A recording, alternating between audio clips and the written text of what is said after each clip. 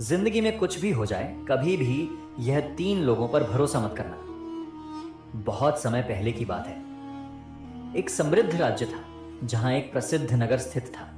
उसी नगर में एक चोर रहता था जो छोटी मोटी चोरी करके अपनी गुजर बसर करता था।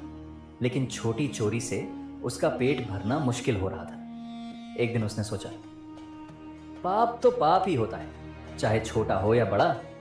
अगर पकड़ा गया तो सजा भी बराबर ही मिलेगी, तो क्यों ना बड़ी चोरी करूं। इस विचार के साथ उसने निश्चय किया कि वह राजा के खजाने को लूटेगा। रात का अंधेरा छाने पर वह चुपके से महल में घुस गया और किसी तरह खजाने तक पहुंच गया। लेकिन वहां भारी पहरा देखकर वह घबरा गया। पहरेदारों को चकमा देना उसके लिए कठिन था। उसने सोचा, अगर मैं चोरी करने की कोशिश करूंगा तो निश्चित ही पकड़ा जाऊंगा। वह निराश होकर वापस जाने ही वाला था कि उसके मन में एक नई तरकीब आई। उसने सोचा, अगर मैं राजा के वस्त्र पहन लूं तो कोई मुझ पर शक नहीं करेगा। इस विचार के साथ वह राजा के शयन कक्ष की ओर बढ़ा। उसने धीरे से पर्दा हटाकर अंदर झांका और जो देखा उससे उसके होश उड़ गए। राजा अपने बिस्तर पर सो रहे थे और उनकी रानी जाग रही थी। रानी बिना वस्त्रों के राजा के पास बैठी थी। यह देखकर चोर की हिम्मत जवाब देने लगी। वह एक कोने में छिपकर रानी के सोने का इंतजार करने लगा। थोड़ी देर बाद उसने दोबारा पर्दा हटाकर देखा, लेकिन रानी अब भी जाग रही थी। चोर ने सोचा कि कुछ समय और इंतजार कर ले। वह वहां रखी एक मेज पर बैठ गया, लेकिन जैसे ही वह बैठा, गलती से मेज पर रखा पानी का गिलास गिर गया। गिरने की आवाज सुनकर रानी चौंक गई और तुरंत तलवार लेकर बाहर आई। उसने चोर की गर्दन पर तलवार रख दी और कठोर स्वर में बोली, तू कौन है और यहां क्या कर रहा है? सच सच बता, वरना एक ही झटके में तेरा सिर धड़ से अलग कर दूंगी। चोर डर से कांपने लगा और हाथ जोड़कर गिड़गिड़ाया, रानी साहिबा, मुझ पर दया कीजिए। मैं एक गरीब चोर हूं, चोरी करने आया था, लेकिन मैं कोई नुकसान नहीं पहुंचाया। अगर आपने मुझे मार दिया तो मेरे छोटे छोटे बच्चे अनाथ हो जाएंगे। रानी कुछ देर सोचती रही, फिर बोली, ठीक है, मैं तुम्हें छोड़ सकती हूं, लेकिन एक शर्त पर। चोर ने सहमते हुए पूछा, क्या शर्त है? रानी मुस्कुराकर बोली, तुम्हें मेरे साथ रात बितानी होगी, तभी मैं तुम्हें छोड़ूंगी। यह सुनकर चोर और अधिक घबरा गया। रानी साहिबा, ये क्या कह रही हैं? मैं एक तुच्छ चोर हूं और आप महाराज की रानी हैं। मेरी औकात नहीं कि आपके साथ वह करूं। लेकिन रानी ने उसकी एक न सुनी। उसने तलवार उठाई और धमकाते हुए कहा, अगर जान बचानी है तो मेरी बात मान लो, वरना अभी यमलोक भेज दूंगी। चोर के लिए यह स्थिति और भी भयावह हो गई। उसने सोचा, अगर मना किया तो मर जाऊंगा, अगर मान गया तब भी राजा के जागने पर मौत निश्चित है। थोड़ी देर सोचने के बाद चोर ने रानी की सुंदरता देखकर हां कर दिया। चोर और रानी दोनों एक बिस्तार पर सोकर रानी ने अपनी बांसना का आग मिठा रहा था। चोर ने बचने की युक्ति निकाली और कहा, रानी साहिबा, मुझे 5 मिनट का समय दें। रानी ने अनुमति दे दी। चोर धीरे धीरे दरवाजे की ओर बढ़ा और जैसे ही अवसर मिला बाहर की ओर भाग निकला। लेकिन बाहर खड़े पहरेदार ने उसे पकड़ लिया और पूछा, कौन हो तुम? चोर ने घबराकर पूरी सच्चाई बता दी। पहरेदार ने ठंडी हंसी हंसी और कहा, अगर तुम्हें अपनी जान प्यारी है तो रानी की बात मान लो। चोर के सामने अब कोई और रास्ता नहीं बचा। वह वापस रानी के पास गया और बोला, अगर राजा जाग गए तो हम दोनों की जान जाएगी, इसलिए आपको पहले राजा को मारना होगा। रानी कुछ देर सोचती रही, फिर तलवार उठाई और एक ही वार में राजा का सिर धड़ से अलग कर दिया। जैसे ही राजा का सिर गिरा, रानी बेहोश होकर गिर पड़ी। चोर ने इस अवसर का लाभ उठाया और महल से भाग निकला। सुबह जब महल में शोर मचा तो सभी यह जानकर स्तब्ध रह गए कि राजा की हत्या हो चुकी है। रानी राजा की मृत्यु पर विलाप करने लगी, लेकिन सिर्फ एक पहरेदार को सच्चाई का अंदाजा था। उसने रानी से पूछा, रानी साहिबा, सच बताइए, राजा को किसने मारा, आपने या चोर ने? रानी चौकन्नी हो गई। उसने सोचा कि अगर सच्चाई सामने आ गई तो उसकी भी मृत्यु निश्चित है, इसलिए उसने चालाकी से कहा, अगर इस रहस्य को जानना है तो नगर के बाहर जंगल में रहने वाली एक बूढ़ी औरत के पास जाओ, वह तुम्हें सच्चाई बता सकती है। पहरेदार तुरंत जंगल में उस बूढ़ी औरत के पास पहुंचा। उसने पैरों में गिरकर विनती की, मुझे बताइए कि राजा को किसने मारा।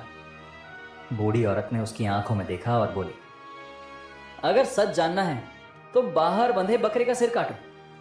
जब उसका सिर हवा में उड़ने लगे तो उसके कान पकड़कर लटक जाना। जहां वह ले जाए वहीं तुम्हें जवाब मिलेगा। पहरेदार ने आदेश का पालन किया और बकरे के कान पकड़कर हवा में उड़ने लगा। बकरा उसे एक भयानक गुफा में ले गया। वहां एक जिन और उसकी सुंदर बेटी रहते थे। जब जिन बाहर गया तो उसकी बेटी बाहर आई। उसने पहरेदार को देखकर सोचा, यह जवान और ताकतवर है, इसे जिंदा रखूं तो मेरे काम आएगा। उसने खुद को एक सुंदर लड़की के रूप में बदला और पहरेदार को अपने वश में कर लिया। रात भर उसके साथ रही और जब सुबह हुई तो उसे मक्खी बनाकर दीवार पर चिपका दिया। पहरेदार कई दिनों तक वहीं रहा। फिर उसे अपने परिवार की याद आई। एक दिन उसे मौका मिला और वह भाग निकला।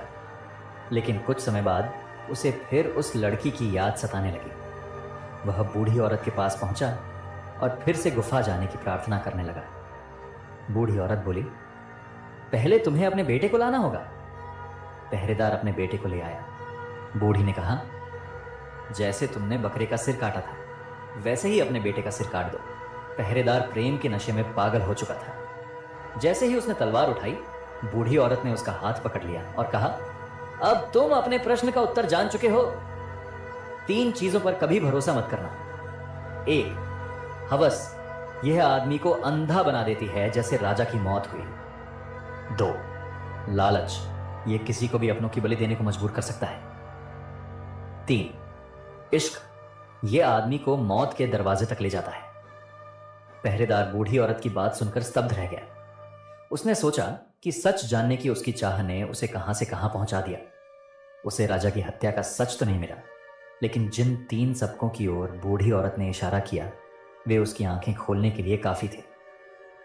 पहरेदार ने हिम्मत जुटाकर बूढ़ी औरत से फिर पूछा, मां, क्या अब भी मैं राजा की हत्या का सच नहीं जान सकता? बूढ़ी औरत मुस्कुराई और बोली, सच तुम्हारे सामने है पर तुम्हारी आंखें उसे देखने को तैयार नहीं है। पहरेदार उलझन में पड़ गया। वह महल वापस लौट आया और रानी से दोबारा मिला। रानी अब तक शोक में डूबी दिख रही थी, लेकिन पहरेदार की नजरों में अब एक नया संदेह जाग उठा था।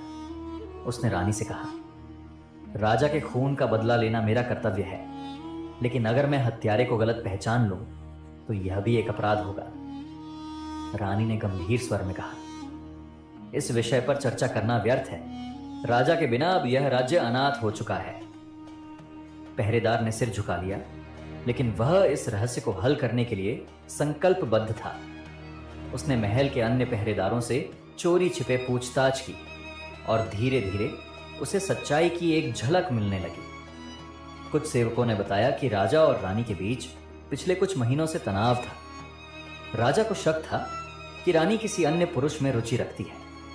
यह सुनकर पहरेदार ने अनुमान लगाया कि रानी ने ही राजा की हत्या करवाई होगी, लेकिन सबूत के बिना वह कुछ नहीं कर सकता था। इसलिए उसने रानी पर नजर रखना शुरू किया। कुछ ही दिनों बाद एक रात उसने देखा कि रानी गुप्त रूप से महल के पिछवाड़े स्थित एक पुराने मंदिर में गई। पहरेदार ने उसका पीछा किया। वहां उसने देखा कि रानी एक अजनबी पुरुष से मिल रही थी।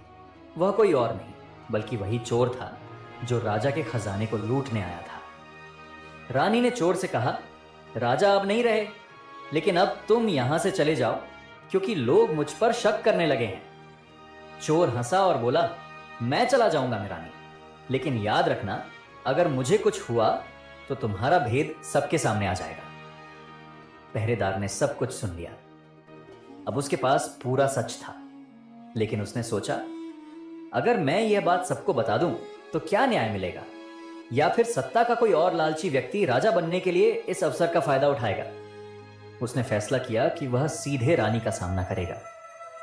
अगले दिन वह दरबार में पहुंचा और रानी से कहा, महारानी, मैं सच जान चुका हूं, लेकिन मैं चाहता हूं कि आप स्वयं इसे स्वीकार करें। रानी पहले तो चौंक गई, लेकिन फिर संयम रखते हुए बोली, तुम्हारे पास कोई सबूत नहीं है। पहरेदार ने उत्तर दिया, मैंने आपकी और उस चोर की बात सुनी है। रानी अब डर गई थी, लेकिन उसने एक आखिरी चाल चली। उसने सभा में सबके सामने ऐलान किया, यह पहरेदार मुझ पर झूठा आरोप लगा रहा है। लेकिन तभी महल के सैनिकों ने आकर सूचना दी कि वह चोर, जिसे रानी ने महल से भागने को कहा था, मरा हुआ पाया गया। किसी ने उसका गला रेत दिया था। रानी को समझ आ गया कि अब उसके पास बचने का कोई रास्ता नहीं था। उसने अपनी तलवार निकाली और अपने ही हृदय में उतार ली। राज्य ने एक राजा को खो दिया था और अब रानी को भी। लेकिन पहरेदार अब भी असमंजस में था। क्या सच का सामना करने से कोई लाभ हुआ? बूढ़ी औरत की सीख उसके कानों में गूंज रही थी। 3 चीजों पर भरोसा मत करना, हवास, लालच और इश्क। ये तीनों किसी को भी बर्बादी तक ले जा सकते हैं। आप सभी का इस कथा को सुनने के लिए हार्दिक धन्यवाद। यदि आपको यह कथा पसंद आई हो तो इसे लाइक करें, शेयर करें और हमारे चैनल को सब्सक्राइब करें ताकि आप आगे भी ऐसी ही कहानी और कथाओं का आनंद लेते रहें।